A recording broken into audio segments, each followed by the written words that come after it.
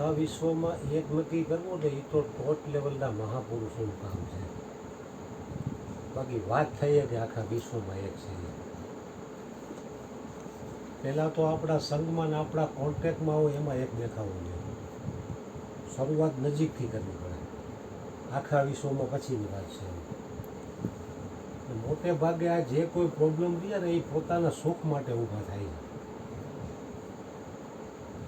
કારણ કે મનમાંથી આપણે શબ્દની વાત થઈ, મનમાં આવે ને પછી શબ્દ દ્વારા બાજી બગડે. કારણ કે હરેક વ્યક્તિ આઈ એમ સમથિંગ પોતે પોતાની જાતને હોશિયાર સમજે છે. હજી ભલે બુદ્ધુ વ્યક્તિ હોય પણ એને એમ થાય કે મારા જેવું હોશિયાર કોઈ નથી. એટલે બે માણાના હોય કે ભાઈના હોય કે હગાવાલાના હોય કે કોઈ પણ નાતા હોય એ બધાને પોતાને હું સામેવાળી વ્યક્તિ મારા કહેવા મુજબ હાલે આવી અંદરખાને ઈચ્છા હોય.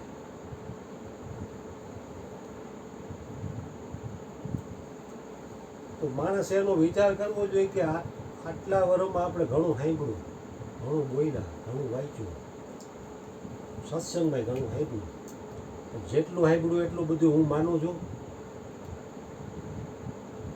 નથી માનતો. હું નથી માનતો તો પછી હું કવિ બીજા માને એ આગ્રહ હું રાખું ને દુઃખનું કારણ છે. હું પોતે બીજાનું સાંભળેલું પૂરેપૂરું માનતો નથી. મને સારું લાગે એ માનવું હોય તો માનું. એમાં હરેક વ્યક્તિ સ્વતંત્ર છે. હું પછી એવો આગ્રહ રાખું કે સામેવાળી વ્યક્તિ હું કવિ માને, એમાંથી દુઃખ ઊભા થાય. કારણ કે હરેક વ્યક્તિને પોતપોતાની રીતે સુખ જ જોઈએ છે.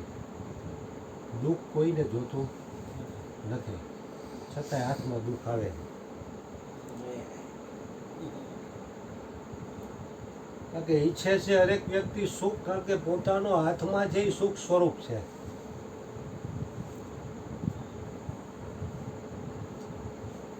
સવારમાં જીવ માત્રની આંખ ખુલે ત્યાંથી વિચાય ત્યાં સુધી હરેક જીવ માત્રની દોડ સુખ માટેની હોય. એક વ્યક્તિ એવો બતાડો કે ભાઈ હું આજે સવારે ઉઠ્યો ત્યાંથી દુઃખ પાછળ ડૂબ્યો, એવું તમને કોઈ કહે?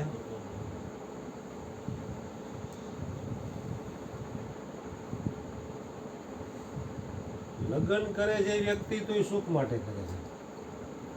તો છૂટાછેડા છે ને માટે સુખ માટે છે. એનાથી કંટાળી ગયો, દુઃખી છે એટલે છૂટાછેડા માટે. એટલે સુખ છે ને એ બાંટવાની વસ્તુ છે, પણ વ્યક્તિ બીજા પાસેથી સુખ ઈચ્છે છે. વાહ વાહ વાહ, શબ્દ સાચો. મેં ભી રાની તું ભી રાની કોણ ભરેગા ઘર કા પાણી. કારણ કે હરેક વ્યક્તિને સુખ જ જોઈએ છે અને મારી ઈચ્છા મુજબ બધું હાલે. એટલે દુઃખ એમાંથી જ ઊભા થાય છે. જીવ માત્રની દોડ સવારે આંખ ખુલે ત્યાંથી વિચાય ત્યાં સુધી સુખની જ છે. જગતના લોકોનું સુખ ટકતું નથી અને મહાપુરુષોનું સુખ મળતું નથી. કારણ કે એ મનથી ઉપર ઉઠી ગયા. એને જગત એને કંઈ લેવા દેવા નહીં. કારણ કે જગત આખું દુઃખી જ છે. એટલે જ્યાં જો ત્યાં કોઈને કોઈ પ્રોબ્લેમ તો હશે જ, નાના મોટા. કોઈને નાની તકલીફ હોય, કોઈને મોટી હોય. કારણ કે હરેક વ્યક્તિ કાંઈ ને કાંઈ કાર્ય કરીને ઈચ્છે છે સુખ જ.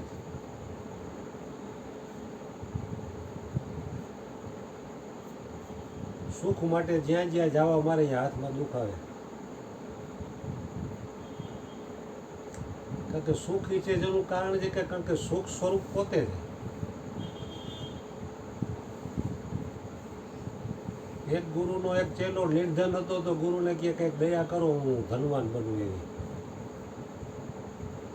તો ગુરુના આશીર્વાદ ઉતર્યા તો અમુક સમયમાં કાંઈ નહોતું એમાંથી કરોડપતિ થઈ ગયો. પૈસો બની ગયો એટલે સત્સંગમાં આવવામાં કાપ મુકાઈ ગયો. કારણ કે બિઝનેસ મોટો કરો એટલે સમય એમાં દેવો પડે.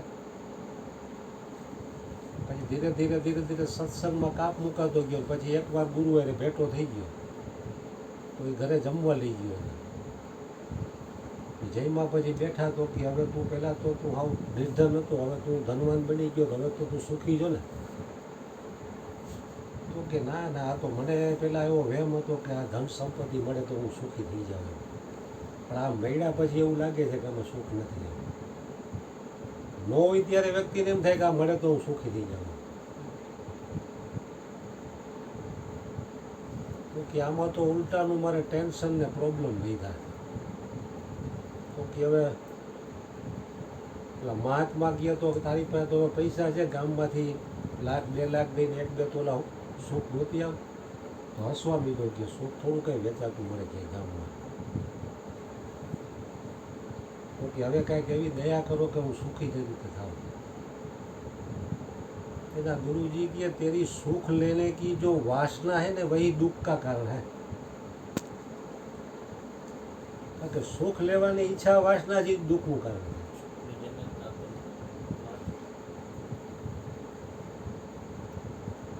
કારણ કે સુખથી જેટલો જેટલો ઉપર ઉઠતો જાય ને સુખ એને ગોતે. કારણ કે સુખ લેવાની ઈચ્છા વાસના છે ને દુઃખ ઊભા કરે છે.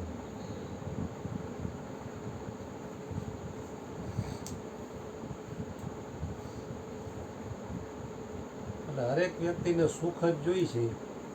પોતે છે સુખ સ્વરૂપ સચ્ચિદાનંદ આત્મા, પણ એ આપણે જે એકની વાત કરી નથી, હેઠે ઉતરી ગયો છે. ભગવાને વાત કરી ને, મન પ્રાણ મેં પ્રાણ, ઇન્દ્રિય મન મેં મન પ્રાણ મેં પ્રાણ અલખ મેં અલ્પાણી. પોતે છે અલગ પુરુષ સચ્ચિદાનંદ, પણ એ હેઠે ઉતરી ગયો. દેહને હું માને છે ને મનના કયા કરે છે, મન કેમ કરે. હવે મનનું કયું કરું તો મન અંધા સબ કરાવત ધંધા. કારણ કે મનની પ્રમાણે, મનની ઈચ્છા પ્રમાણે ન ગોઠવો એટલે ક્રોધ આવે. અને ક્રોધમાં પછી માણસ શું કરે એ કાંઈ નક્કી કરી જાય. કારણ કે ક્રોધ આવે એટલે બુદ્ધિ ભ્રષ્ટ થઈ જાય. એનો નિર્ણય લઈ લો કે આમાં શું થાય. એટલે જ મોટા ભાગે સંસારમાં કોઈ પણ એવા મહત્વના નિર્ણય લેવા હોય ને તો જલ્દબાજીમાં લેશો ને એટલે એ નિર્ણય તમારો હંમેશા ખોટો જ આવશે. શાંત થઈને નિર્ણય લેવો તો જ નિર્ણય સાચો આવશે. ઉતાવળથી લીધેલો નિર્ણય હંમેશા ખોટો હોય છે, પછી પાછળથી પસ્તાવું પડે. એક પલ કા ક્રોધ આપકા ભવિષ્ય બિગાડ सकता है. કારણ કે મનથી ઈચ્છું એ પ્રમાણે ન થયું એટલે ક્રોધ આવ્યો. એટલે તમે થોડું ઘણું ક્રોધ આવવાના સમયે મૌન રાખવું કઠિન તો છે જ. થોડી ઘણી વાર જો ક્ષણ બે ક્ષણે જો તમે શાંત થઈ જાઓ ને તો એ ક્રોધની તાકાત ઘટી જાય. કારણ કે કોઈ પણ વસ્તુ આવે છે જવા માટે. જેવી રીતે આવું યુવાન છોકરાનું અકસ્માતમાં મૃત્યુ થઈ ગયું તો પહેલી ક્ષણે જે ઝાટકો લાગે ને બીજી ક્ષણે ન હોય. કારણ કે એ હાઈલો જ જાય છે સ્પીડમાં. ધીરે ધીરે 2-4 દી પછી તમે જુઓ તો હાવ શાંત થઈ ગયું. પણ એ જ્યારે વાતાવરણ એવું ક્રોધનું ઊભું થાય ને ત્યારે શાંત રહેવું નહીં કઠિન છે. અભ્યાસ ને ભજનને જો એની સ્થિરતા હોય ને તો એ ક્ષણ બે ક્ષણ માટે શાંત રહી શકે. નહીંતર આ ફોન થઈ છે એક ક્ષણના ક્રોધમાં જ થાય. પછી આ જીવન જેલ પડે તો એ દિવસ જેલમાં બેઠો હોય તો પછતાય માણસ.